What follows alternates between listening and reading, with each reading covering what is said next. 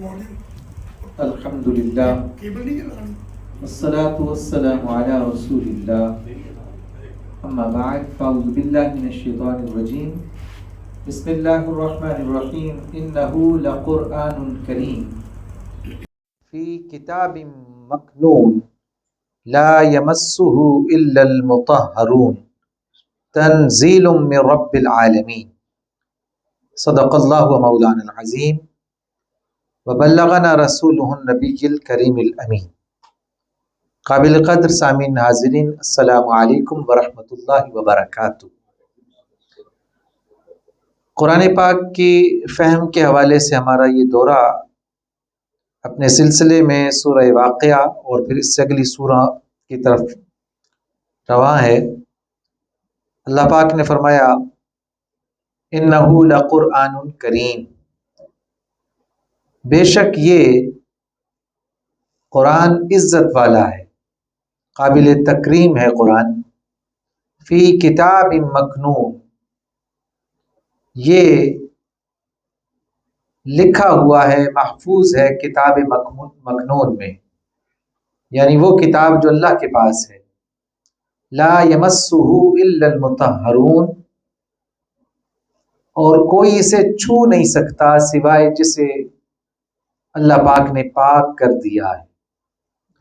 تنزیل من رب العالمین، یہ نازل کیا گیا ہے اس رب کی طرف سے جو تمام جہانوں کو پالتا ہے۔ قرآن کتاب ہدایت ہے، قرآن کلام اللہ ہے، قرآن اپنے اندر معانی کا سمندر رکھتا ہے، اور قرآن اپنی حفاظت کا خود ذمہ دار اللہ پاک نے اس کو بنایا اور فرمایا انا نحن نزلنا الذکر وانا لہ لحافظون۔ یہی وجہ ہے کہ دنیا میں مرور زمانہ کے ساتھ جتنی بھی آسمانی کتابیں تھیں وہ اپنے اصل کنٹینٹ میں محفوظ نہیں رہ سکیں، ایون وہ زبانیں بھی محفوظ نہ رہیں جن زبانوں میں اللہ پاک نے ان کو نازل فرمایا تھا۔ اس کی بنیادی وجہ یہ ہے کہ ان تمام کلاموں میں سے کسی بھی کلام کی حفاظت کا ذمہ اللہ پاک نے نہیں لیا۔ صرف قرآن ایک ایسی کتاب ہے جس کی حفاظت کا ذمہ اللہ پاک نے خود لیا اور فرمایا انا نحن نزلنا الذکر، بے شک ہم نے ہی اس ذکر کو، اس قرآن کو نازل کیا ہے، وانا لہ لحافظون، اور ہم ہی اس کی حفاظت کرنے والے ہیں۔ اب آپ دیکھیے، عربی ہو یا کوئی زبان ہو، مرور زمانہ کے ساتھ ہر زبان میں تبدیلی آ جاتی ہے۔ ہر 150 سال بعد آپ دیکھیں کہ کچھ لفظ بدل جاتے ہیں، کچھ لفظ جو ہیں ان کی جگہ پر ریپلیس ہو جاتے ہیں، کچھ لفظوں کو اس زبان کے ادیب اور اہل لغت جو ہیں وہ متروک کر دیتے ہیں کہ یہ لفظ جو ہے مشکل ہے، ثقیل ہے، زبان پہ آسان نہیں ہے، سو اس کو آپ نکال دیں۔ تو اگر آپ آج سے 150 سال پہلے کی اردو بھی پڑھیں گے، اردو معلیٰ، تو آپ دیکھیں گے کہ اس اردو میں جو الفاظ استعمال ہوتے تھے آج وہ متروک ہو گئے ہیں۔ اسی طرح رسم الخط میں بھی فرق پڑ جاتا ہے، مگر قرآن کی زبان کو چونکہ اللہ نے محفوظ رکھنا تھا، لہٰذا اس کی ہر حفاظت کا ذمہ اللہ پاک نے دیا۔ عربی اپنے انداز میں، اپنے لہجوں میں مختلف لہجے رکھتی ہے۔ مصری لہجہ مختلف ہے، حجازی لہجہ مختلف ہے، نجدی لہجہ جو لہجہ ہے وہ مختلف ہے، اور پھر اسی طرح قرب و جوار میں جو ممالک موجود ہیں، بلاد مغرب ہیں، یمن ہے، ان تمام جگہوں میں آپ دیکھیں گے کہ عربی کے لہجے مختلف ہیں، مگر قرآن مرور زمانے کے ساتھ بھی آج بھی قرآن اپنی اس عربی مبین کے ساتھ اسی طرح موجود ہے جیسے اللہ پاک نے نازل فرمایا تھا۔ اس کی وجہ اللہ پاک کی اس حفاظت کا اعلان ہے جو اللہ پاک نے اس کے نزول کے وقت فرما دیا تھا۔ فرمایا فی کتاب مکنون، یہ لکھی ہوئی ہے اللہ پاک کے پاس محفوظ صورت میں، یعنی ایسا نہیں ہے کہ کوئی کوشش کرے تو اس کو مٹا دے گا، نہیں ہو سکے گا۔ اچھا، ایسا بھی نہیں ہے کہ کسی نے کوشش نہیں کی ہوگی، تاریخ اس پہ شاہد ہے کہ کئی لوگوں کو باقاعدہ سرمایہ لگا کر اس کے لیے تیار کیا گیا کہ قرآن کے مقابل وہ کوئی کتاب، قرآن کے مقابل کوئی کلام تیار کریں، اور وہ انہوں نے دعوے بھی کیے بہت سارے لیکن وہ سب کے سب اللہ پاک نے وقت کے ساتھ وقت کی نظر کر دی ہے. قرآن آج بھی وہی محفوظ ہے. لا یمسہ الا المطہرون. اب اس کے معنی کی جب تک بات ہے نا، اس کے لیے یہ بات سمجھ لیجئے کہ قرآن کے معنی تک وہی لوگ پہنچتے ہیں جو پاک لوگ ہیں. قرآن کا صحیح معنی اور مفہوم اللہ پاک انہی کو عطا کرتا ہے جو پاک ہوتے ہیں، ظاہری بھی پاک اور اندر باطن بھی پاک ہوں، باطنی طور بھی پاک ہوں.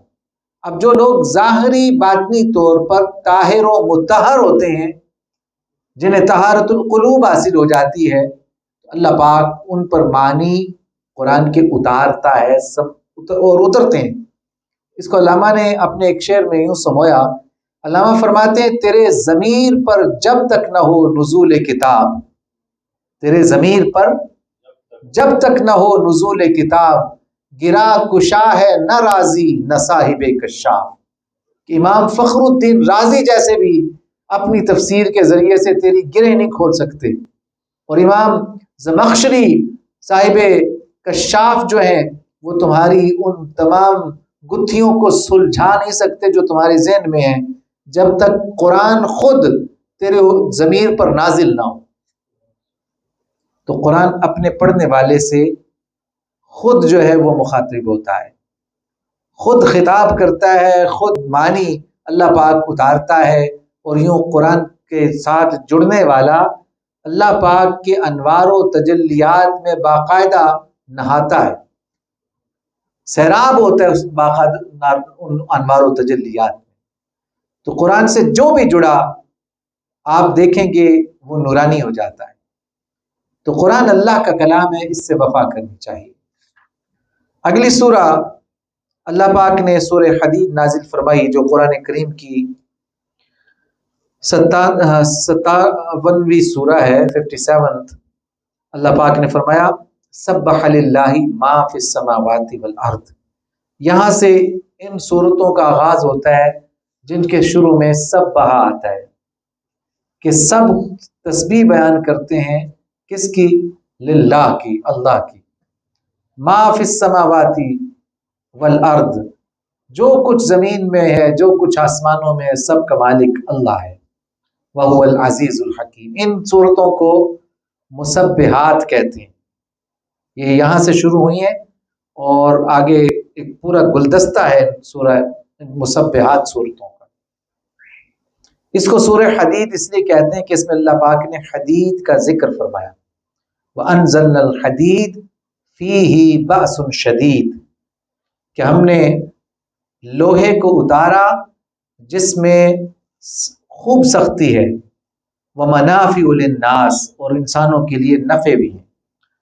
اچھا، اس بات کو اب سائنس مانتی ہے. دنیا میں بہت ساری چیزیں ایسی ہیں جو آپ کی زمین سے پیدا ہوتی ہیں اور وہ زمین ہی سے نکلی ہیں، یعنی زمین میں ہی بنی، زمین میں ہی موجود ہوتی ہیں. جبکہ لوہے کے بارے میں، جسے آئرن کہا جاتا ہے یا فیرم کہا جاتا ہے، اس کا ایک کیمیکل نمبر ہے. تو وہ کہتے ہیں، سائنس بھی مانتی ہے کہ لوہا اس زمین کی پیداوار نہیں ہے، لوہا زمین پہ پیدا نہیں ہوتا. وَأَنزَلْنَا الْحَدِيدَ، اللہ نے فرمایا ہم نے لوہے کو نازل کیا ہے، لوہے کو نازل کیا ہے. یوں اس حوالے سے اگر غور کیا جائے، اور اس پر غور کیا جنہوں نے، تو وہ اس کو مانتے ہیں کہ لوہا زمین میں خود نہیں پیدا ہوا، بلکہ یہ کسی اور سیارے سے اللہ پاک نے اس دنیا میں اس کو بھیجا ہے. تو قرآن بہت ساری حقیقتوں سے پردے ہٹاتا ہے. قرآن اللہ کا کلام ہے نا، تو اللہ پاک جب بات فرمائے تو بات کی لفظوں کی ترکیب بھی بے معنی نہیں ہوتی. وَأَنزَلْنَا الْحَدِيدَ فِيهِ بَأْسٌ شَدِيدٌ وَمَنَافِعُ لِلنَّاسِ. اور پھر آپ دیکھیے نا، جناب سیدنا داؤد علیہ السلام کا ذکر آیا تو اللہ پاک نے ان کے لیے فرمایا وَأَلَنَّا لَهُ الْحَدِيدَ، ہم نے ان کے لیے لوہے کو نرم کر دیا کہ وہ اس کے اپنے ہاتھوں سے، جیسے ہم مٹی کا گارا گوند لیتے ہیں نا، اور گوند کر کچھ بنا لیتے ہیں. کوئی مورتیاں بنا لیتے ہیں, کوئی برتن بنا لیتے ہیں, کوئی گھڑے بنا لیتے ہیں, کمہار آپ نے دیکھے ہوں گے, کوئی اینٹیں بنا لیتے ہیں.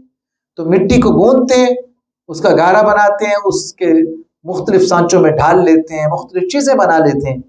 اسی طرح سیدنا داؤد علیہ السلام کو اللہ پاک نے یہ معجزہ بخشا تھا کہ ان کے ہاتھ میں جیسے ہی لوہا آتا تھا تو وہ موم ہو جاتا تھا, اور وہ اپنی مرضی سے ذرا بنا لیتے. اس کو کوئی کوٹنا نہیں پڑتا تھا, ان کو اسے تپانا نہیں پڑتا تھا. تو وہ کوئی خاص اللہ پاک نے ان کے اندر ایسی پاور پیدا کی. جیسے آج بھی ہمارے پاس کچھ الیکٹریکل یا کہہ لیجیے اکوپمنٹ ہوتے ہیں کہ اگر آپ لوہے پہ وہ رکھیں تو تھوڑی دیر میں لوہا جو ہے وہ نرم ہو جاتا ہے, پگھلنا شروع ہو جاتا ہے. اب آپ دیکھیں کہ وہ جو الیکٹرک راڈ کے لیے مشین ہوتی ہے, تو جیسے ہی وہ اپنا اس الیکٹرک سرکل کو پورا کرتی ہے نا, جیسی وہ ایک جانب سے وہ لگاتا ہے, ارتھ لگا لیتا ہے, اور دوسری جانب سے جیسے راڈ کو اس کے ساتھ ٹچ کرتا ہے تو سپارک پیدا ہوتا ہے. سپارک کے ساتھ جو ہے وہی لوہا گلنا شروع ہو جاتا ہے, یعنی کچھ تپانا بھی نہیں پڑتا. تو یہ ہمارے سامنے نشان ہے کہ اللہ تعالیٰ نے کس طرح انتظام کر دیا ہوگا کہ یہاں جناب سیدنا سلیمان علیہ السلام کے ہاتھ میں لوہا آیا اور موم ہو گیا. انہوں نے جیسے چاہا ڈال بنا دی, جیسے چاہا اس خود بنا دیا. تو آپ کو اللہ پاک نے اس کا معجزہ بخشا تھا. اس میں اللہ پاک نے شروع میں اپنی قدرتوں کا ذکر فرمایا لہو ملک السماوات والارض, آسمانوں کی اور زمین کی جو بادشاہت ہے وہ اسی کی ہے. یحیی و یمیت, وہی زندہ کرتا ہے, وہی موت عطا کرتا ہے. وہو علی کل شیء قدیر, اور وہ سب کچھ کرنے پر قادر ہے, یعنی زندہ کرنے پر بھی قادر ہے, مارنے پر بھی قادر ہے. هو الاول والآخر والظاہر والباطن وہو بکل شیء علیم. وہی اول ہے, وہی آخر ہے, وہی ظاہر ہے, وہی باطن ہے. وہو بکل شیء علیم, اور کوئی شے بھی ایسی نہیں ہے جسے وہ جانتا نہ ہو, ہر شے کو جانتا ہے. هو الذی خلق السماوات والارض فی ستۃ ایام, اس نے آسمانوں کو اور زمین کو 6 دنوں میں بنایا. ثم استوى علی العرش, اور پھر اس نے عرش کا قصد فرمایا. یعلم ما یلج فی الارض وما یخرج منها, جو کچھ بھی زمین کے اندر جاتا ہے اسے بھی وہ جانتا ہے, اور جو زمین سے باہر نکلتا ہے اسے بھی وہ جانتا ہے. وما ينزل من السماء, اور جو کچھ آسمانوں سے اترتا ہے نازل ہوتا ہے اسے بھی جانتا ہے. وما يعرج فيها, اور جو آسمان کی طرف جاتا ہے اسے بھی جانتا ہے. عام طور پر جب قرآن نازل ہوا تو کوئی بھی یہ سوچ نہیں سکتا تھا کہ آسمان سے پانی جو ہے وہ برستا تو ہے, مگر آسمان کی طرف پانی جاتا بھی ہوگا. یہ سائنس نے جیسے ترقی کی تو پھر انہیں معلوم ہوا کہ بہت سارا پانی جو ہے بخارات کی صورت میں آسمانوں پر جاتا بھی ہے. تو سب اوپر سے آتا نہیں ہے, کچھ نیچے سے بھی جاتا ہے. تو اللہ پاک نے اس بات کو بھی ڈسکلوز فرمایا. وَهُوَ مَعَكُمْ أَيْنَمَا كُنْتُمْ, تم کہیں پر ہو وہ تمہارے ساتھ ہوتا ہے. یہ اللہ پاک نے بندے کو یاد دہانی کروائی کہ تم کہیں مرضی چلے جاؤ, وہیں ہوں میں کسی ایک جگہ کا پابند نہیں ہوں کہ میں وہاں بیٹھا ہوں تو یہاں نہیں ہوں. یہی وجہ ہے کہ ہم اللہ پاک کے لیے سمت کا اور جگہ کا تعین نہیں کر سکتے کہ اللہ پاک وہاں ہے. ظاہر جگہ آپ کہیں گے وہاں ہے تو پھر یہاں نہیں ہوگا, یا ہم کہیں کہ یہاں ہے تو پھر وہاں نہیں ہوگا. تو یہ ذہن میں رکھیے کہ اللہ پاک ان سمتوں سے جہتوں سے پاک ہے. وَهُوَ مَعَكُمْ أَيْنَمَا كُنْتُمْ, تم کہیں پر ہو اللہ وہیں پر ہے. وَاللَّهُ بِمَا تَعْمَلُونَ بَصِيرٌ, اور اس بات کو کمپلیٹ کرتے ہوئے اللہ پاک نے فرمایا کہ تم جو کام کرتے ہو اسے وہ دیکھ رہا ہے. بصیر, بصارت والا, دیکھنے والا. اس سورہ کے بعد اللہ پاک نے اگلی جو سورہ نازل فرمائی ہے وہ سورۃ المجادلہ ہے, جس کا آغاز ہوتا ہے بسم اللہ الرحمن الرحیم. قد سمع اللہ قول التي تجادلك في زوجها وتشتكي الى اللہ واللہ يسمع تحاورکما، بے شک اللہ پاک نے سن لی اس خاتون کی بات جو اپنے مرد کے بارے میں، اپنے میاں کے بارے میں شکوہ کر رہی تھی رسول اللہ صلی اللہ علیہ وسلم سے۔ اللہ پاک سننے والا ہے ان دونوں کی گفتگو، بے شک اللہ تعالیٰ سنتا بھی ہے اور دیکھتا بھی ہے۔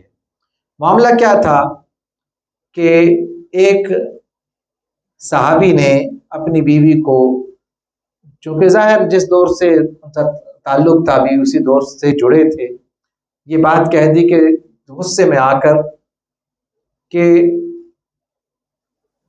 تیری پشت جو ہے میرے لیے میری ماں جیسی ہے۔ یہ ہے اظہار کرنا، تیرا پیچھا میری ماں جیسا ہی ہے۔ یعنی یہ اصل میں جب کسی عورت سے جان چھڑانی ہوتی تھی نا، تو یہ اظہار کر دیا جاتا تھا۔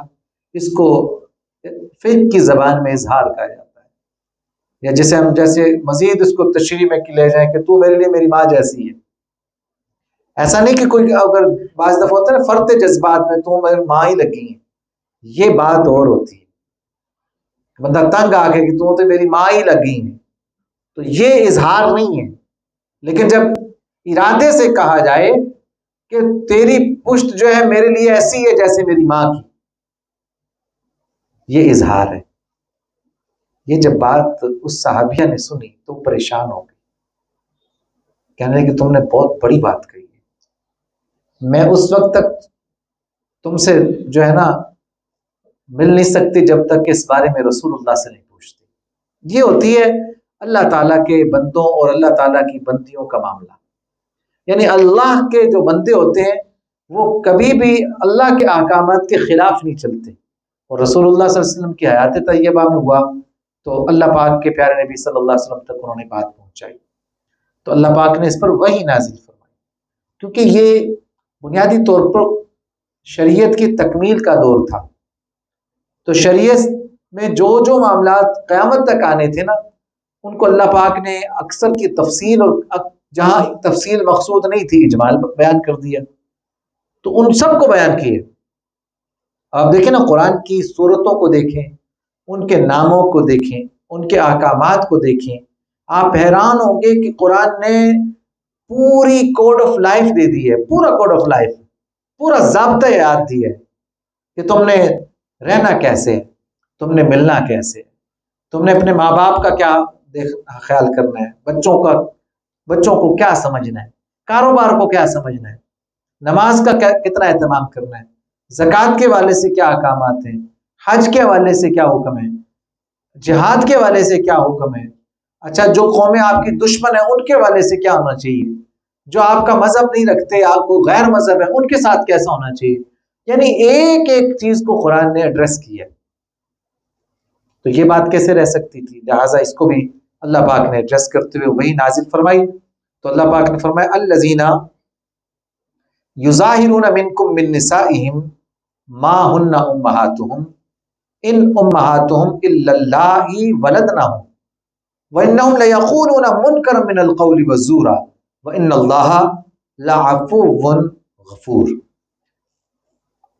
یہ لوگ جو اظہار کرتے ہیں اپنی بیویوں کے معاملے میں، یعنی یہ جملہ کہہ دیتے ہیں کہ بھی تیری پیٹھ میری ماں کی پیٹھ جیسی ہے، تو آپ ان سے کہیے ماں ہن امہاتہم، یہ کہنے سے ان کی مائیں تو نہیں بن جاتی نا۔ یہ وہ بات ہے کہ اظہار والا جملہ جو کہ جہلا یا دور جاہلیت میں کہہ دیا جاتا تھا، اتنی بات کہنے سے کوئی وہ مائیں نہیں بن جاتی۔ ماں ہن امہاتہم، وہ ان کی مائیں تھوڑی ہو گئی۔ ان امہاتہم الا اللائی ولدنہم، ان کی مائیں تو وہ ہیں جنہوں نے ان کو جنم دیا ہے۔ بات کلیئر ہو گئی نا، ماں تو وہی ہوتی ہے جو جنتی ہے۔ وَإِنَّهُمْ لَيَقُولُونَ مُنْكَرًا مِنَ الْقَوْلِ وَالزُّورَ، ہاں انہوں نے جو یہ بات کہی ہے یہ بری بات ہے اور یہ جھوٹ ہے۔ وَإِنَّ اللَّهَ لَعَفُوٌّ غَفُورٌ، اور بے شک اللہ تعالی بخشنے والا اور نرم ہے، یعنی یہاں پر اللہ کی نرمی ہے۔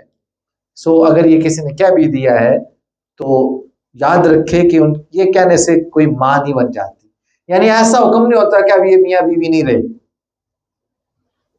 اس کے لیے باقاعدہ ایک پورا نظام قرآن نے بتایا ہے۔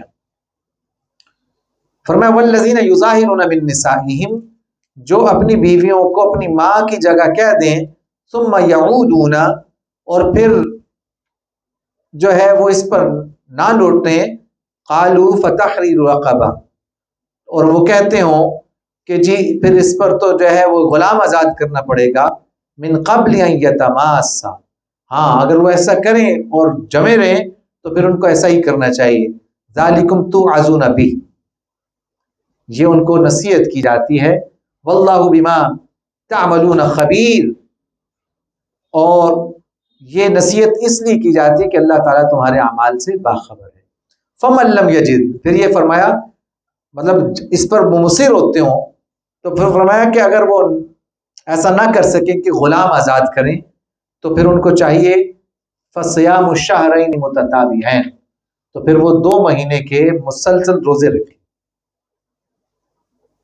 من قبل ان یتماسا، اپنی بیوی کو چھونے سے پہلے، فمن لم یستطع، اگر وہ اس کی بھی طاقت نہ رکھتے ہوں، فاطعام 60 مسکینہ، تو پھر وہ 60 مسکینوں کو کھانا کھلائیں، ذالک لتؤمنوا باللہ ورسولہ، یہ اس لیے ہے کہ اگر وہ اللہ پر ایمان رکھتے ہیں اور اللہ کے رسول پر، وتلک حدود اللہ، اور یہ اللہ کی حدیں ہیں، وللکافرین عذاب علیم، اور نہ ماننے والوں کے لیے دردناک عذاب ہے۔ یوں یہ بنیادی طور پر کوئی ایسا جملہ کہنا جس کی وجہ سے خاتون خانہ کی ایسی دل آزاری ہو کہ وہ دل ٹوٹ بیٹھے اس کا، اس صورت میں اللہ پاک نے ایک حد بنا دی کہ اس طرح کا جملہ کہنا کہ تو میرے لیے حرام ہو گئی ہے میری ماں کی طرح، تو اگرچہ وہ ماں تو نہیں بن جاتی لیکن اس جملے پر اگر وہ مصر رہے تو پھر حکم یہی ہے کہ پھر اب تم ایک غلام آزاد کرو، اگر غلام آزاد نہیں کر سکتے تو پھر 2 مہینے کے مسلسل روزے رکھو، اور اگر یہ بھی نہیں کر سکتے تو 60 مسکینوں کو کھانا کھلاؤ۔ یہ ہے سورہ مجادلہ۔ مجادلہ اصل میں جدل سے ہے، کہتے ہیں نا بڑا ہی جنگ و جدل کا معاملہ تھا وہاں پر، جدل کہتے ہیں جھگڑے کو، یعنی اتنا جھگڑا ہو جائے میاں بیوی میں کہ وہاں پر اظہار کی نوبت آ جائے، تو اس کے احکامات اللہ پاک نے اس سورہ میں نازل فرمائے۔ اگلی سورہ وہ بھی دیکھیے شروع ہوتی ہے سبح للہ سے، ما فی السماوات و ما فی الارض، کہ اللہ کی پاکی بیان کرتا ہے ہر وہ شے جو آسمان میں ہے اور ہر وہ شے جو زمینوں میں ہے، وہو العزیز الحکیم، وہی غالب ہے وہی حکمت والا ہے۔ یہ سورہ حشر ہے، اور سورہ حشر بھی اللہ پاک کے خزانوں میں سے اس کی آخری 3 آیات آئیں، تو وہ بڑی پیاری سورہ ہے۔ اس میں اللہ پاک نے کچھ جہاد کے احکامات بیان فرمائے، اور آگے چل کے اللہ پاک نے فرمایا للفقراء المہاجرین الذین اخرجوا من دیارہم واموالہم یبتغون فضلا من اللہ ورضوانا وینصرون اللہ ورسولہ اولئک هم الصادقون، کہ جب مال فے کی بات آئی، بعض دفعہ جنگ سے مال غنیمت حاصل ہوتا ہے نا لڑ کر، تو جنگ جب اپنے دور پہ چلی جا رہی ہو تو کسی جگہ پر جنگ کے بغیر بھی جو ہے نا لوگ اپنا مال و اسباب چھوڑ جاتے ہیں، تو وہ جو مال ہوتا ہے اسے مال فے کہتے ہیں۔ تو اس میں اللہ پاک نے نہ صرف مجاہدین کو بلکہ ان فقراء کو بھی شامل کیا جنہوں نے ہجرت کی اللہ کی راہ میں اور انہیں گھروں سے نکال دیا گیا، ان کے اموال چھین لیے گئے، اللہ پاک کے اس مال فے میں سے ان کو بھی حصہ دیا جائے گا۔ پھر اللہ پاک کریم نے آگے ارشاد فرمایا ہے اس شیطان والے معاملے میں کہ قیامت کے جب دن ہوگا نا، کمثل الشیطان اذ قال للانسان اکفر، کہ شیطان کے بارے میں کہا جاتا ہے کہ شیطان کہتا ہے کہ تم جو ہے وہ کفر کرو، تو فلما کفر، جب انسان کسی کفر کا ارتکاب کرتا ہے، قال، تو وہ کہتا ہے انی بری منک، میں تو اس سے بری ہوں، انی اخاف اللہ رب العالمین، میں تو ڈرتا ہوں اللہ سے جو سارے جہانوں کو پالنے والا ہے۔ یعنی شیطان بھی یہ جانتا ہے کہ اللہ رب العالمین ہے، انسان کو وہ ایسی روش پہ ڈال دیتا ہے کہ انسان جو ہے وہ کفر کا ارتکاب کرتا ہے، اور قیامت میں بھی وہ کہے گا مولا میں نے ان سے کفر نہیں کروایا۔ فَكَانَ عَاقِبَتُهُمَا أَنَّهُمَا فِي النَّارِ، حالانکہ قرآن کہتے ہیں ان دونوں کی عاقبت، ان دونوں کا انجام، یعنی شیطان کا بھی اور جو شیطان کے رستے پہ چلا اس کا بھی انجام کیا ہے؟ فِي النَّارِ خَالِدَيْنِ فِيهَا، کہ دونوں دوزخ میں جائیں گے اور دونوں ہمیشہ رہیں گے۔ وَذَلِكَ جَزَاءُ الظَّالِمِينَ، اور یہ صحیح جزا ہے ایسے ظلم کرنے والوں کے لیے۔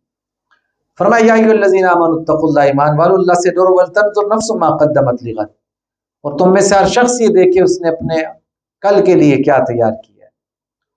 وَاتَّقُوا اللہ، دیکھیے کل کے حوالے سے ہر بندہ پلان کرتا ہے، آپ محنت کرتے ہیں، سیونگ کرتے ہیں کہ بھی آپ کا کل تھوڑا محفوظ ہو، اس کے لیے سارا کچھ کرتے ہیں۔ تو ایک ایسا کل ہے جس میں آپ نے جب داخل ہونا ہے تو آپ نے وہیں رہنا ہے، اور وہ زندگی ہمیشہ کی زندگی ہے۔ تو تھوڑی سی زندگی کے لیے آپ کتنا کچھ کرتے ہیں، جس میں آپ کو پتہ ہے میں 50 سال جی لوں، 60 سے جی لوں، 70 جی لوں، 80 جی لوں، حد 100 جی لوں گا، اور یہ بھی کسی کسی کو نصیب ہوتا ہے، آخر پھر مجھے مر جانا ہے۔ تو اس کے لیے تیار کرتے ہو تو وہ دنیا جو ہمیشہ ہمیشہ کی، اس کے لیے کیا تیار کیا؟ واتقوا اللہ، اللہ سے ڈرتے رہو، ان اللہ خبیر بما تعملون، بے شک اللہ تعالیٰ تمہارے تمام کرتوتوں کی خبر رکھتا ہے۔ ولا تکونوا کالذین نسوا اللہ، ان لوگوں کی طرح مت ہو جانا جو اللہ کو بھول گئے، فانساہم انفسہم، تو انہوں نے کیا اللہ کو بھولنا تھا، وہ خود ہی اپنے آپ کو بھول گئے، وہ خود ہی، اللہ پاک نے سزا کیا دی کہ وہ خود اپنا آپ بھول گئے۔ یعنی جو اللہ کو بھولتا ہے در حقیقت اپنی عاقبت بھول جاتا ہے، اپنا بھلا بھول جاتا ہے۔ آپ دیکھیے نا، نماز پڑھنے میں اللہ کا کیا بھلا ہے؟ ہمارا بھلا ہے، نماز پڑھیں گے تو ہمارا فائدہ ہے، نیکی کریں گے ہمارا فائدہ ہے، اچھا بولیں گے ہمارا فائدہ ہے، دکھ نہ دیں گے کسی کو ہمارا فائدہ ہے۔ اللہ پاک کا ان تمام نیکیوں میں کوئی فائدہ نہیں ہے، تو گویا کوئی شخص بھی نیکی نہ کر کے اللہ کا کوئی نقصان نہیں کرتا، اور نیکی کر کے اللہ کا کوئی بھلا نہیں کرتا، نہ اس سے شان اس کی گھٹتی ہے نہ بڑھتی ہے، یہ سارا معاملہ ہمارا اپنا ہے۔ اولئک هم الفاسقون، جو ایسا کرتے ہیں وہ حقیقی نافرمان ہیں۔ اگلی سورہ سورہ ممتحنہ ہے، اس میں اللہ پاک نے فرمایا یا ایھا الذین آمنوا لا تتخذوا عدوی وعدوکم اولیاء تلقون الیہم بالمودہ، اے ایمان والو میرے اور اپنے دشمنوں کو دوست نہ بناؤ، یعنی جو اللہ کے دشمن ہوتے ہیں انہیں کبھی بھی دوست مت بناؤ۔ اللہ کے دشمن کبھی بھی اس لائق نہیں ہے کہ ان کو دشمن اپنا دوست بنایا جائے، ان کی مودتوں پر، ان کی ظاہری چاپلوسیوں پر، ان کے میٹھے بولوں پر مت جاؤ۔ یخرجون الرسول وایاکم، یہ وہ لوگ ہیں جنہوں نے رسول صلی اللہ علیہ وسلم کو گھروں سے نکالا، اور تمہیں بھی، ان تؤمنوا باللہ ربکم، کے قصور تمہارا صرف اتنا تھا کہ تم اللہ پر اپنے رب ہونے کے والے سے ایمان رکھتے تھے۔ تو یہ ساری بات قرآن نے اس بات کو جو ہے اس سورہ میں اللہ پاک نے بیان فرمایا کہ ان لوگوں کو کبھی بھی دوست مت بناؤ جو اللہ کے دشمن ہیں۔ آگے چل کے اس کو مزید سمجھانے کے لیے ایک آیا بیان فرمائی، قد کانت لکم اسوۃ حسنہ فی ابراہیم والذین معہ، بے شک تمہارے لیے اسوہ حسنہ ہے اس معاملے میں ابراہیم علیہ السلام کی زندگی، کہ ابراہیم علیہ السلام نے اللہ کے دشمنوں کو، چاہے وہ ان کے عزیز و اقارب کیوں نہ تھے، چھوڑ دیا کیونکہ وہ اللہ کے دشمن تھے۔ تو مومن وہ ہوتا ہے جو صرف یہ دیکھے کہ اللہ اور اس کے رسول صلی اللہ علیہ وسلم سے سچا مخلص کون ہے۔ جو اللہ اور اس کے رسول کا دشمن ہوگا، چاہے وہ سگا چچا کیوں نہ ہو، آپ کو اسے چھوڑنا پڑے گا۔ آپ کا اپنا علاقہ کیوں نہ ہو، اگر آپ کا ایمان محفوظ نہیں ہے تو آپ کو وہ چھوڑنا پڑے گا۔ کیونکہ ایمان سے بڑی دولت کوئی نہیں۔ آج بھی ہم دیکھتے ہیں کئی دوست ایسے ہم نے ہمارے جو ماشاءاللہ امریکہ میں، یورپ میں سیٹل ہو گئے، لیکن کچھ سالوں میں جب وہ دیکھا انہوں نے حالات، اور نظر آیا ان کو اپنا ایمان غیر محفوظ یا اپنے بچوں کا غیر محفوظ، تو وہ واپس آ گئے، صرف اس وجہ سے کہ ہمارا ایمان بھی محفوظ نہیں ہے، ہمارے بچوں کا بھی ایمان محفوظ نہیں ہے۔ ہم مر جائیں گے، کیا پتہ ان میں سے کوئی عیسائی ہو جائے، کوئی یہودی ہو جائے، کوئی ملحد ہو جائے۔ تو ایسا سسٹم جس میں بندہ اللہ کا بندہ نہیں رہتا بلکہ سسٹم کا غلام ہو جاتا ہے، یعنی انہوں نے سسٹم کو اس طرح سے پاورفل کر دیا ہے کہ آپ سسٹم کے غلام ہو جاتے ہیں، اور سسٹم کی جو برائیاں ہیں وہ آپ پر اثر ضرور ڈالتی ہیں۔ تو جو لوگ اس خطرے کو بھانپ لیتے ہیں وہ اپنا اور اپنے بچوں کا ایمان بچا کر اپنے وطن واپس آ جاتے ہیں۔ یہ بھی بہت بڑی نعمت ہے، اپنے وطن کی آزادی، اپنے وطن میں جو اللہ پاک نے آپ کو آزادی کا سانس بخشا ہے، کبھی اس پہ غور کریں کتنا سکون ہے آپ کو۔ اس آزادی کی قدر کیجئے جو ہمیں اللہ پاک نے 27ویں شب میں عطا فرمائی، اور اس کلمے کی بدولت جو لا الہ الا اللہ محمد الرسول اللہ۔ تو یہ یاد رکھیے کہ دنیا میں سب سے عظیم دولت جو آپ کو اللہ پاک نے بخشی ہے وہ ایمان کی دولت ہے۔ ہر دولت پھر حاصل ہو جاتی ہے، یہ چلی جائے تو پھر انسان کسی کھاتے کا نہیں رہتا۔ سورہ صف اگلی سورہ ہے، اس میں اللہ پاک نے جناب عیسیٰ علیہ السلام کی اس بشارت کا بھی ذکر فرمایا جو انہوں نے اپنے جانے سے پہلے کہی۔ وَإِذْ قَالَ عِيسَىٰ، جب یاد کرو عیسیٰ علیہ السلام نے کہا، عیسیٰ ابن مریم، یا بنی اسرائیل، اے بنی اسرائیل، انی رسول اللہ الیکم، بے شک میں رسول ہوں تمہاری طرف۔ اچھا، یہ بات قرآن میں کئی جگہ پر موجود ہے کہ جناب عیسیٰ علیہ السلام بنی اسرائیل کے رسول ہیں۔ کن کے رسول ہیں؟ بنی اسرائیل کے۔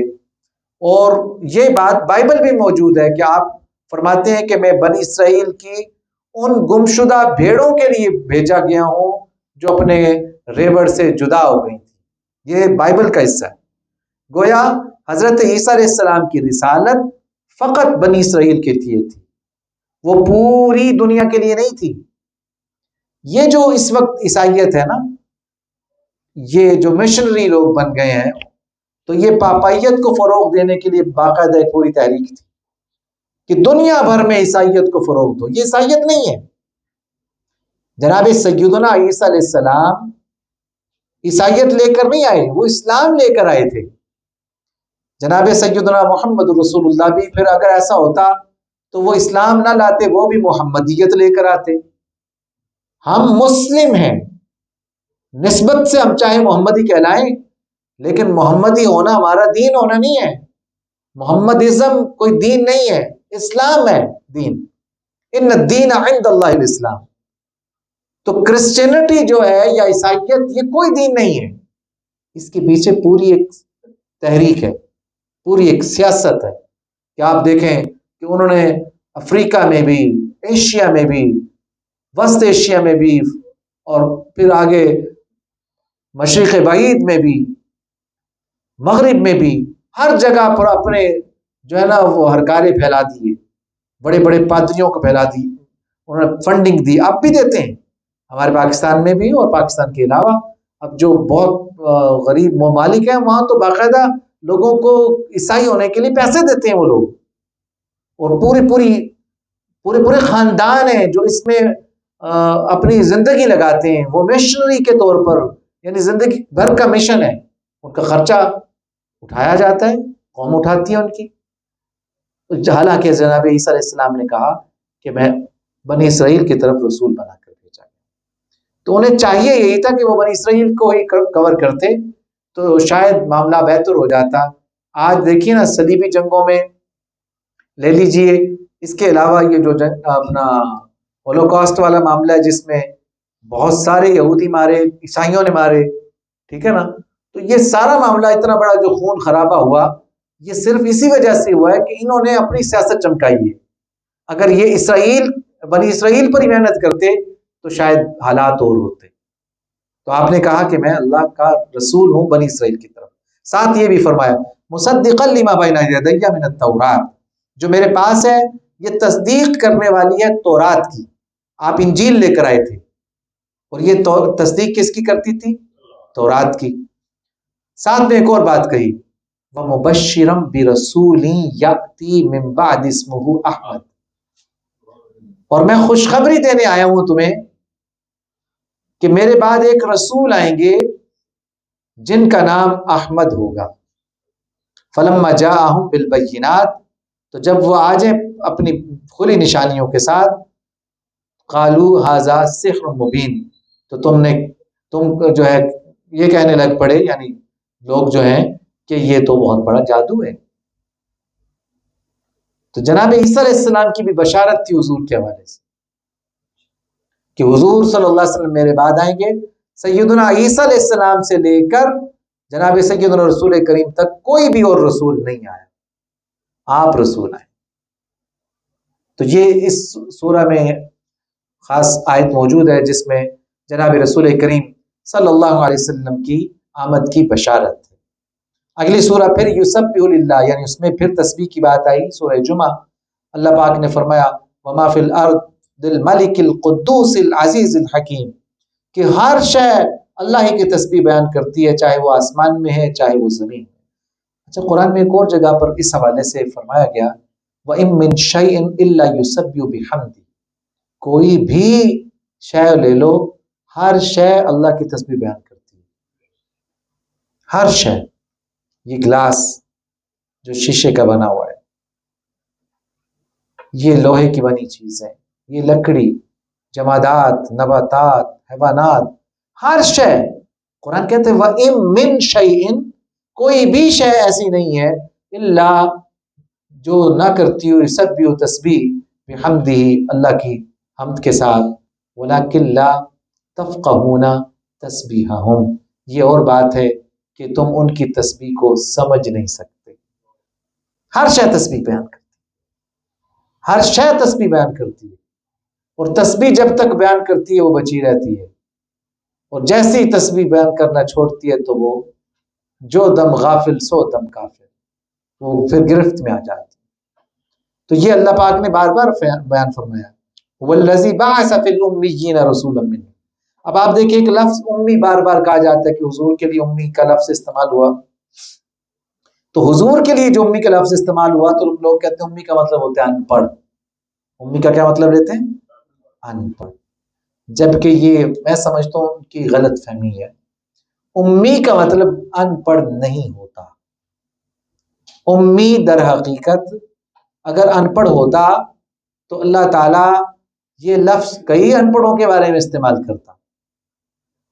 تو رسول اللہ صلی اللہ علیہ وسلم اگر آپ ان کے لیے کہیں کہ وہ نبی امی ہیں، ان پڑھ سے مراد لیں کہ وہ پڑھے نہیں ہیں، تو بھائی پڑھا ہونا یا کسی بندے سے نہ پڑھا ہونا یہ دو مختلف چیزیں ہیں۔ نبی اکرم صلی اللہ علیہ وسلم کسی نبی کوئی بندے سے نہیں پڑھے، کسی بشر سے، کسی ادارے سے نہیں پڑھے، تو اس کا مطلب یہ نہیں ہے کہ وہ امی ہو گئے اس وجہ سے۔ اگر اس وجہ سے آپ امی ہیں تو اسی وجہ سے حضرت آدم بھی امی ہوئے، اسی وجہ سے حضرت شیس بھی امی ہوئے، اسی وجہ سے حضرت نوح بھی امی ہوئے۔ تو اللہ پاک نے کسی بھی نبی کے ساتھ نبی امی نہیں لگایا، نہ آدم علیہ السلام کے ساتھ، نہ شیس علیہ السلام کے ساتھ، نہ ابراہیم علیہ السلام کے ساتھ، نہ موسیٰ علیہ السلام کے ساتھ، کسی کے ساتھ بھی۔ ایک ہی آیت ہے، اس آیت میں دو دفعہ حضور کے لیے نبی امی آیا ہے، حضور کے لیے نبی امی آیا ہے ایک، یا حضور صلی اللہ علیہ وسلم جن میں اترے، جن میں مبعوث ہوئے، ان کے لیے اللہ نے فرمایا یہ سورۃ الجمعہ میں هو الذی بعث فی الامیین رسولا منہم، وہی ہے جس نے مبعوث کیا اپنے رسول کو امیوں میں۔ تو کیا یہ سارے امی تھے؟ نہیں، اگر اس معنی میں لے جائیں کہ ان پڑھ ہونا تو کیا یہ سارے امی تھے؟ نہیں، پڑھے لکھے بھی تھے ان میں۔ اصل میں یہ جو بستی تھی، یہ جو شہر تھا جس میں حضور کی ولادت ہوئی، اس کا نام ایک تو مکہ ہے اور اس کا دوسرا نام ام القریٰ ہے۔ کیا نام ہے؟ ام القریٰ۔ ام القریٰ کا مطلب ہوتا ہے بستیوں کی ماں۔ اور یہ اس لیے ام القریٰ ہے کہ سب سے پہلے جو بستی بسی تھی وہ مکہ ہی کی تھی. آدم علیہ السلام کو اللہ پاک نے یہی بی بی ہاجرہ سے ملایا تھا. یہ بستی سب سے پہلے بسی، یہیں پر حضرت آدم علیہ السلام نے اللہ پاک کا گھر بنایا تھا. یہ بستی بس کے پھر اللہ پاک نے اس کو ایک وقت کے لیے غائب بھی کر دیا، لوگوں کے ذہنوں سے محو کر دیا. بستی بسنا کھیل نہیں ہے، بستی بستے بستے بستی ہے، تو ایک ٹائم لگتا ہے. تو یہ ام القریٰ کہلاتی تھی. سو اس کے رہنے والوں کو ام القریٰ کی نسبت سے امی کہا جاتا ہے. کلیئر ہو گیا؟ چاہے وہ کوئی بھی قریشی ہو یا کسی بھی قوم سے تعلق رکھتا ہو، وہ اس لیے امی کہلاتا تھا کہ وہ ام القریٰ کے رہنے والا تھا. جیسے ہم لاہور کے رہنے والے ہیں، تو کیا جمیل صاحب اور کیا میں دونوں لاہوری کہلائیں گے؟ چاہے جمیل صاحب کسی ذات برادری سے تعلق رہتے ہیں، چاہے میں کسی اور سے رکھتا ہوں. تو ایک سیدھی سی بات ہے. تو یہ بات نہ سمجھتے ہوئے کہہ دینا کہ حضور صلی اللہ علیہ وسلم ان پڑھ نبی تھے، تو ایسا لفظ تو آپ اپنے والد کے لیے بھی بولنا برداشت نہیں کرتے، تو رسول اللہ کے لیے برداشت کرنا چاہیے یا کہنا چاہیے؟ نہیں. حضور کی شان کیا ہے کہ اللہ پاک نے نبی پاک صلی اللہ علیہ وسلم کو خود پڑھایا. وَعَلَّمَكَ مَا لَمْ تَكُنْ تَعْلَمْ. تو قرآن بنیادی طور پر ان تمام چیزوں کو کلیئر کرتا ہے. اسی سورہ میں اللہ پاک نے، سورہ جمعہ ہے، سورہ جمعہ میں اللہ پاک نے قرآن کریم میں جمعہ کی فرضیت کے حوالے سے بھی فرمایا، یا ایھا الذین آمنوا اذا نودی للصلاۃ من یوم الجمعہ.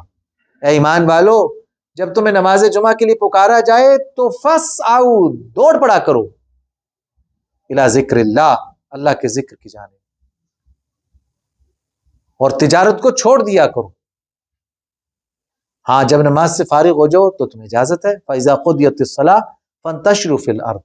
یعنی اسلام یہ نہیں کہتا کہ دن کوئی ہو تو پورا دن ہی چھٹی کرو، نہیں بھائی. نماز کا جب وقت ہے تو فسعوا، پھر دوڑ پڑو اللہ کے ذکر، الی ذکر اللہ، اللہ کے ذکر کی طرف، اور تجارت چھوڑ دو. لیکن جیسے ہی اللہ پاک کی نماز سے فارغ ہو جاؤ، فَإِذَا قُضِيَتِ الصَّلَاةُ فَانتَشِرُوا فِي الْأَرْضِ، تو پھر زمین میں پھیل جاؤ. وَابْتَغُوا مِن فَضْلِ اللَّهِ، اور اللہ کے فضل کو تلاش کرو.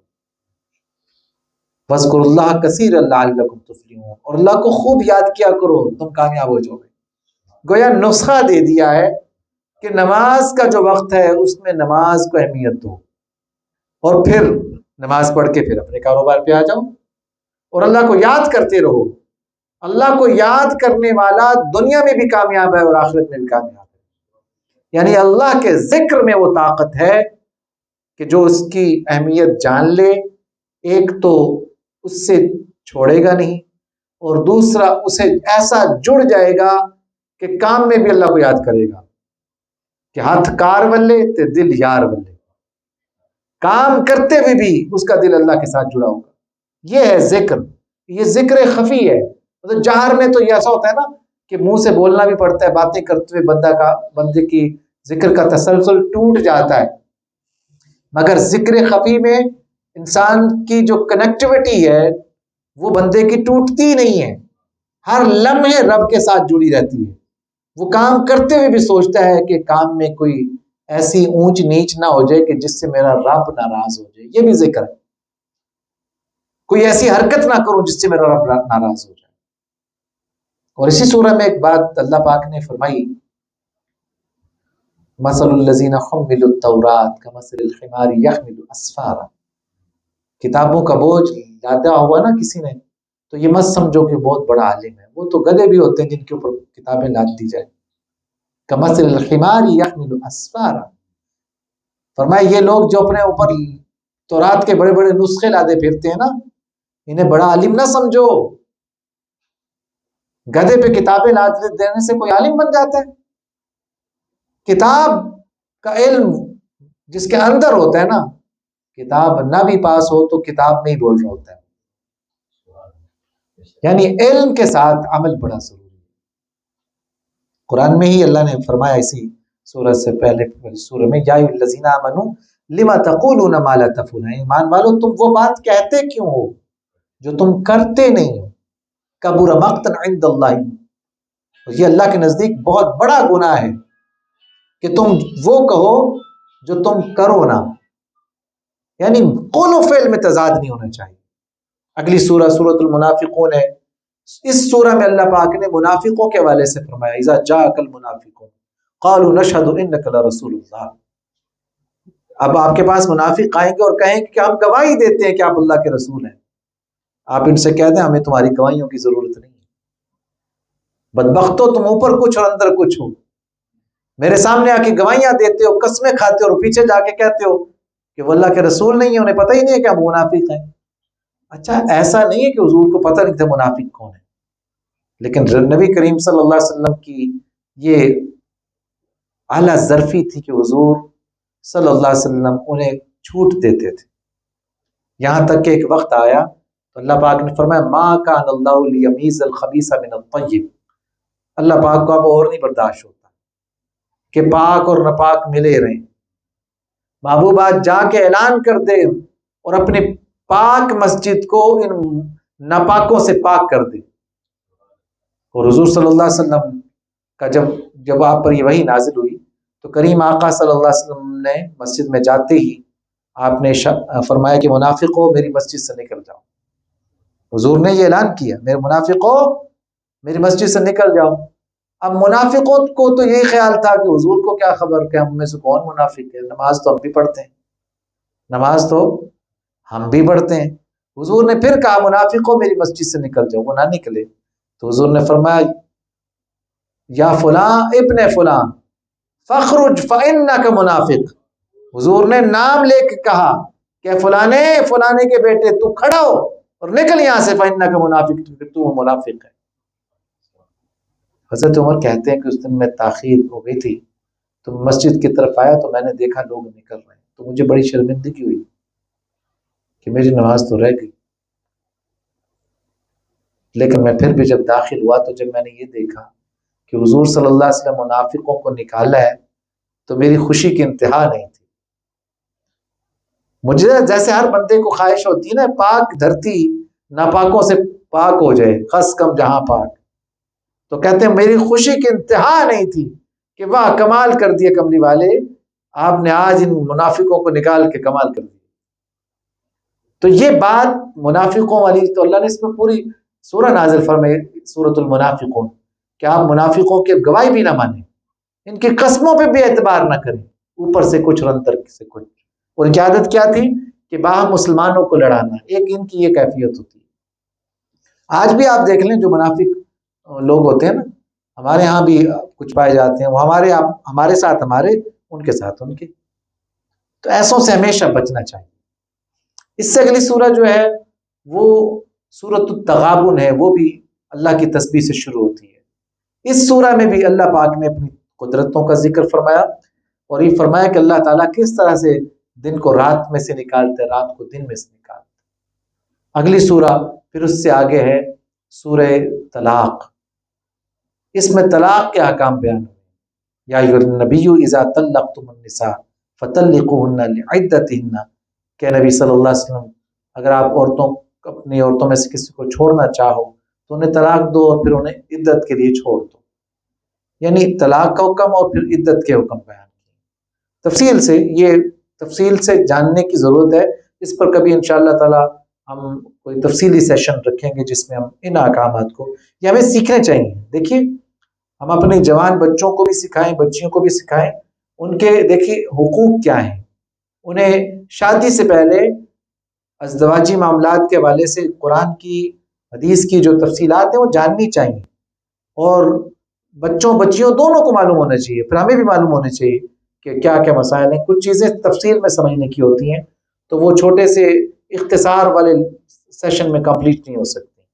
سورہ تحریم ہے، اس میں حضور صلی اللہ علیہ وسلم کی اس طبیعت کا ذکر آیا کہ آپ صلی اللہ علیہ وسلم کو ایک مرتبہ اپنی زوجہ کے حوالے سے یہ ہوا کہ انہوں نے آپ کو شہد دیا، تو وہ شہد جو ہے آپ کو پسند تھا، تو شہد کی بو جب حضرت ام المومنین سیدہ عائشہ صدیقہ رضی اللہ تعالیٰ عنہ کو آئی تو ظاہر ہے کہ بیویوں میں ایک دوسرے سے غیرت بھی ہوتی ہے، تو کہنے لگی حضرت اماں عائشہ کہ اچھا آپ کو تو پھر وہی اچھی لگتی ہے نا جو آپ کو شہد پلاتی ہے، تو آپ صلی اللہ علیہ وسلم نے فرمایا میں پھر شاید آئندہ پیتا ہی نہیں. تو اب شاید حلال چیز ہے, آپ صلی اللہ علیہ وسلم اگر یہ کر لیں ایسا تو حضور کا حکم ہو جائے نا تو وہ شریعت بن جاتی ہے. تو اللہ پاک نے اس سے واضح کرنے کے لیے بتایا کہ نبی لما تحرم ما احل اللہ لک, میرے پیارے نبی جو آپ کے لیے اللہ نے حلال کر رکھا ہے آپ اسے کیوں حرام کرتے ہیں. تب تری مردات ازواجک, اپنی بیویوں کو خوش کرنے کے لیے یہ تہنجی کر دی رہنگیاں, اور ان کی باتوں میں نہ جائیں. آپ اپنے حلت و حرمت کا معاملہ, چونکہ آپ شارع ہیں تو کہیں ایسا نہ ہو کہ آپ اس کو حرام کر دیں تو امت بھی حرام ہو جانے. یہ ایک بڑی اہم بات ہے. قرآن میں ایک مرتبہ آیت آتی ہے کہ حضور صلی اللہ علیہ وسلم نے فرمایا, حدیث اس کی تفسیر میں علماء لکھتے ہیں, مفسرین نے لکھا کہ حضور صلی اللہ علیہ وسلم نے فرمایا کہ حج بھئی تم پر فرض ہے. تو ایک صحابی کھڑا ہو, یا رسول اللہ ہر سال فرض ہے؟ حضور نے جواب نہیں دیا. حضور نے مناسک بیان فرمائے تو پھر کھڑا ہو گیا, کہنے لگا حضور ہر سال فرض ہے. حضور نے اشارے سے اسے بٹھا دیا. حضور صلی اللہ علیہ وسلم ابھی بات کر رہے تھے مزید تو پھر کھڑا ہو گیا. حضور صلی اللہ علیہ وسلم نے فرمایا بیٹھ جاؤ, تمہیں معلوم نہیں کہ اگر میں کہہ دوں ہاں تو پھر یہ ہر سال فرض ہو جاتا. یہ حضور کا وہ شرعی مقام ہے جو آپ کو شارع بناتا ہے. اس لیے قرآن پاک کو حدیث کے ساتھ ہی سمجھا جا سکتا ہے. قرآن کے لیے حدیث جو ہے وہ اس کا بیان ہے اور اس کی تفصیل ہے. تو بہت ساری چیزیں ہمیں حضور کی سنت سے ملی. اللہ تعالی ہم سب کو قرآن و سنت سے جڑنے کی توفیق عطا فرمائے. انشاءاللہ العزیز کل ہم جو ہے وہ اگلی صورتوں کو کرتے ہوئے انشاءاللہ مکمل کریں گے, اور انشاءاللہ العزیز کل ہمارا قرآن پاک کا ختم پاک ہوگا. وآخر دعوانا الحمدللہ رب العالمین. اللهم صل وسلم وبارك على سيدنا ومولانا محمد معدن الجود والكرم. ربنا تقبل منا انك انت السميع العليم وتب علينا انك انت التواب الرحيم. ربنا لا تزغ قلوبنا بعد إذ هديتنا وهب لنا من لدنك رحمة إنك أنت الوهاب. اللهم أعز الإسلام والمسلمين, اللهم أعنا على ذكرك وشكرك وحسن عبادتك. اللهم ربي لا تذرني فردا وأنت خير الوارثين. یا رب العالمین ہم سب کی حاضری کو قبول فرمائے.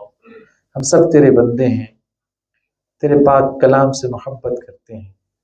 میرے کریم اس پاک مہینے میں تو نے قرآن کو نازل فرمایا. نزول قرآن کے اس مہینے میں ہم قرآن سے جڑے ہیں. الہی جس طرح تیرے پیارے محبوب صلی اللہ علیہ وسلم نے فرمایا ہے کہ قرآن اس مہینے میں نازل ہوا, اس مہینے میں جو روزے رکھے اور قرآن کی تلاوت کرے قیامت میں قرآن بھی اور رمضان بھی دونوں شفاعت کریں گے. الہی ہم یہ تو نہیں کہتے کہ ہم نے کوئی کمال کیا ہے, مگر اس ماہ رمضان کے روزے بھی رکھے تیرے کرم سے, اور قرآن پڑھا بھی ہے, قرآن کو سمجھا بھی ہے.